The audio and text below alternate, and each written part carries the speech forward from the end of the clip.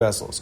And before adding the weights and merchandise, the seller is obligated to let the pans of the scale that will hold the merchandise tilt an extra handbreadth for the buyer by adding a weight to that side. If the seller weighed for him exactly, i.e. with the scales equally balanced initially, instead of allowing the scales to tilt an extra handbreadth, he must give the buyer additional amounts, gerumin, an additional 1/10 in the case of liquids sold by weight, and an additional 1/20 in the case of dry goods.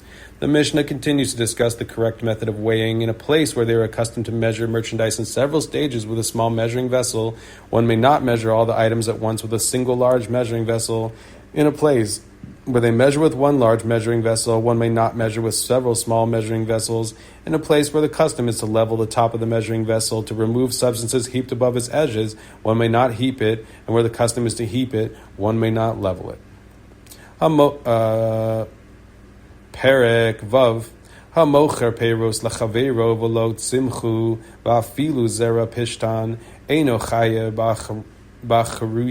Bachra Yusan Rabban Shimon ben Gamlo Omer Zerone Gina She'ena Nechalin Chaya Bachra Yusan. With regard to one who sells produce to another that's sometimes purchased for consumption and sometimes for planting, and the buyer planted it and it did not sprout, and even if he had sold flax seeds which are only occasionally eaten, the seller does not bear financial responsibility for them, i.e. is not required to compensate the buyer. Since the buyer did not specify that he purchased the produce in order to plant it, the seller can claim that he assumed the buyer intended to eat it. Rabban Shimon ben Gamliel says if he had sold seeds for garden plants which are not eaten at all, then the seller bears financial responsibility for them as they were certainly purchased for planting. Hamocher peiros lachaveiro harizeh mekabel alav rova tinofes lisa te'enim mekabel alav as eser mesulaos lamea martef shel yayin mekabel alav eser kosos lamea kankanim Basharon Mekabel Alav Eser Pitas Ayos Lemea. When selling a significant quantity of produce or a number of items, there is a possibility that it will be a certain proportion of impurities in it, or that some of the product will be of substandard quality. The Mishnah delineates what proportion is considered acceptable for which a buyer may not demand compensation. With regard to one who sells produce, i.e. grain, to another, this buyer accepts upon himself that up to a quarter kav of impurities may be present in each sa'ah of produce purchased. When purchasing figs, he accepts upon himself that up to 10 infested figs may be present in each 100 figs purchased. When purchasing a cellar containing barrels of wine, he accepts upon himself that up to 10 barrels of souring wine may be present in each 100 barrels purchased. When purchasing jugs of wine in the Sharon region, he accepts upon himself that up to 10 inferior quality jugs, pitasot, of wine may be present in each 100 jugs purchased. Hamocher yain lechaveru v'chechmitz eino chayev b'achrayuso vim yadua sheyeino machmitz harezeh mikach taus vim amar lo yain mavusam ani mocher lecha chayev lachamid lo ad hatzeres Yashan Mishel Eshtakad Yushan Mishel Shaloshan. If one sells wine to another and then it sours, the seller does not bear financial responsibility for its loss. But if it is known to the seller that his wine always sours, then this sale is a mistaken transaction, i.e. one based upon false assumptions, as the buyer intended to purchase wine that would maintain its quality. Therefore, the seller must reimburse the buyer. And if the seller said to the buyer, it is wine that is spiced, which is preserved in a lasting quality that I am selling to you, then he bears financial responsibility to provide him with wine that will keep until Shavuot. And if the seller says, I'm selling you old wine, he's responsible to provide wine from the previous year. And if he says, I'm selling you aged wine, he's responsible to provide wine that is from 3 years earlier.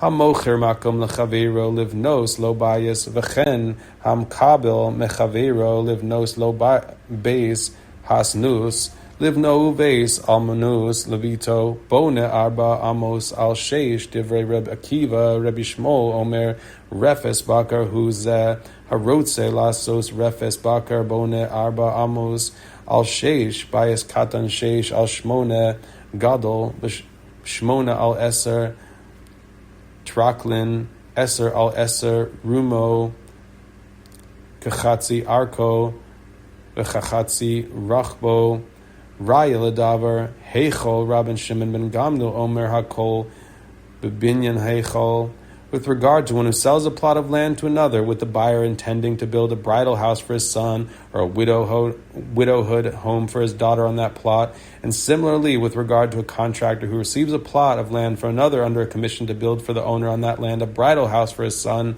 or a widowhood home for his daughter, the terms of the transaction are a matter of dispute. The Mishnah presents the dispute. In the latter case, the contractor must build a building that is at least 4 cubits by 6 cubits in size, and similarly, in the case of the sale, the seller must provide a plot of land that can accommodate a building of that size. This is the statement of Rabbi Akiva. Rabbi Yishmael says, a structure of this size is a cowshed, and a bridal house or a widowhood home is larger than that. One who wants to construct a cowshed builds a structure at least 4 cubits by 6 cubits in size. The Mishnah delineates the standard dimensions for various other structures. A small house is 6 by 8 cubits, a large house is 8 by 10 cubits, a banquet hall, Taraklin, is 10 by 10 cubits. The standard height for each of these structures is equal to the sum of half its length and half its width. There is a proof of this matter. Rabban Shimon ben Gamliel says the proportions are like the building of the sanctuary. It was 40 cubits wide and 20 cubits long, and its height was 30 cubits, which is the sum of half the width and half the length. Mi sheyesh lo bor lifnim mibeso shel chaveiro nechnas b'shah shederech b'nei adam nechnasin v'yotzei b'shah shederech b'nei adam yotzin v'eino machnis behemto umashka miboro ella mimale umashka mibachutz v'zeh osa lo posachas v'zeh osa lo posachas. One who has ownership of a cistern located beyond the house of another, i.e. the cistern can be accessed only by entering the property of the other, and also has access rights to that cistern, may enter the house to access his cistern only at a time when it's usual for people to enter, and may leave only at a time when it's usual for people to leave. And in addition, he may not bring his animal into the house and water it from his cistern. Rather, he must fill a pail with water from the cistern and water his animal outside. And this one, the owner of the cistern constructs for himself a lock on the entrance to the cistern to prevent the homeowner from drawing water from it. And that one, the homeowner constructs for himself a lock. Mi sheyesh lo gina lifnim miginaso shel chaveiro nichnas b'shah shaderech b'nei adam nichnasim b'yotzei b'shah shaderech b'nei adam yotzin ve'eno machnis l'socha tagarin below yikanes metocha l'soch sadeh acheres v'hachitzon zoreya es hadarech nasnu lo derech min hatzad midash nehem nichnas b'shah shehu rotze v'yotzei b'shah shehu rotze umachnis l'socha tagarin below yikanes mitocha l'soch sadeh acheres v'zeh einam rishayim azara. One who has ownership of a garden located beyond the garden of another and also has access rights to it may enter his garden only at a time when it's usual for people to enter and may leave only at a time when it's usual for people to leave. Furthermore, he may not bring merchants into the garden, and he may not enter the garden solely in order to use it as a passageway to enter from it into another field. And the owner of the outer garden may sow the path leading to the inner garden. If the court gave him an access path from the side of the outer garden with the arrangement of both of them, he may enter it at any time he wants and leave at any time he wants, and may bring merchants into the inner garden. But he may still not enter the garden solely in order to enter from it into another field. In such a case, neither this one, the owner of the inner garden, nor that one, the owner of the outer garden, is permitted to plant that side path. Misha haisa derech harabim overes besoch sadehu natala v'nasanahem min hatzad masha nasanasan b'shalo lo higio derech hayachid arba amos derech harabim shesh esrei ama derech hamelech ein la shir derech hakever ein la shir Hamaimad Dayane Tzipori Amru Beis Arbas Kabin. In the case of one who had a public thoroughfare passing through his field and he appropriated it and instead gave the public an alternative thoroughfare on the side of his property, the halacha is that the thoroughfare that he gave them and they may use it. But the original thoroughfare that he took for himself has not reached him, i.e. he cannot appropriate it for his personal use. The standard width of a private path is 4 cubits. If a field owner sells the rights to pass through his field to an individual without specifying the width of the path, he must provide him with a path of 4 cubits wide. The standard width of a public thoroughfare is 16 cubits. The width of a king's thoroughfare has no maximum measure, as the king may appropriate whatever width thoroughfare he wishes.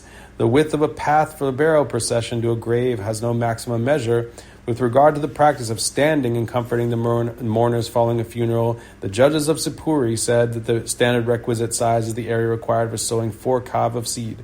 Hamocher makom lechaveiro lasos lo kever v'chen hamkabel mechaveiro lasos lo kever.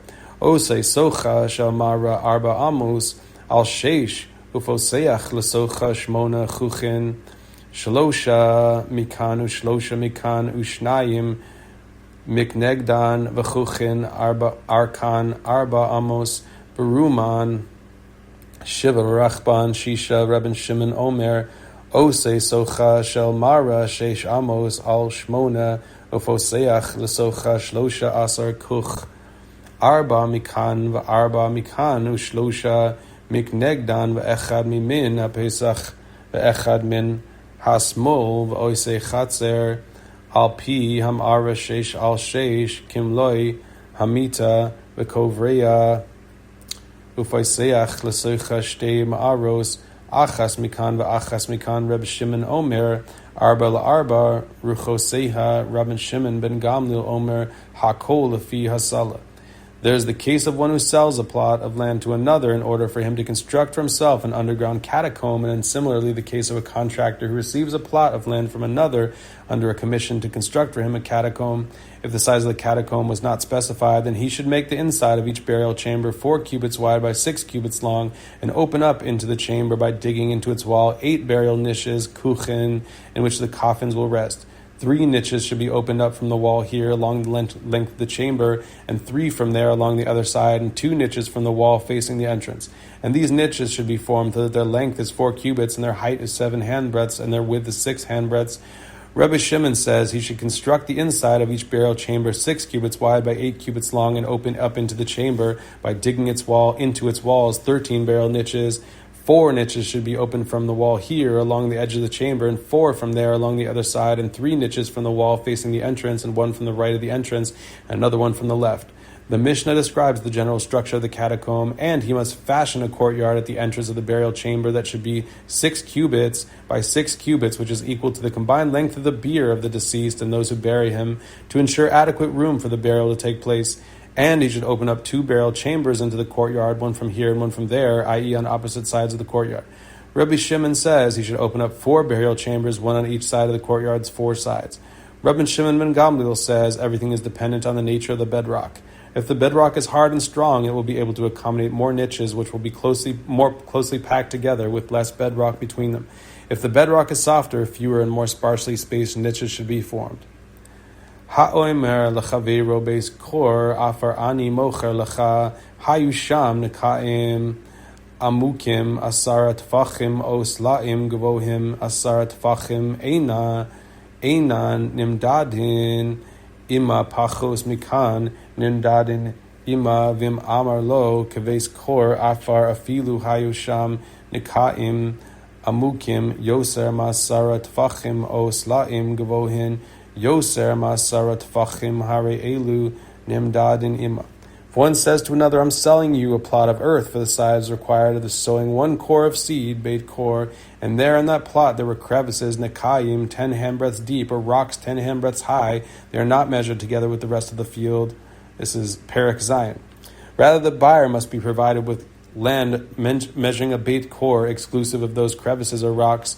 If the crevices or rocks measured less than 10 handbreadths, they are measured together with the rest of the field. But if the seller said to the buyer, I'm selling you a plot of earth that's about the size of a base core, then even if there on that plot there are crevices deeper than 10 handbreadths or rocks higher than 10 handbreadths, they are measured together with the rest of the field.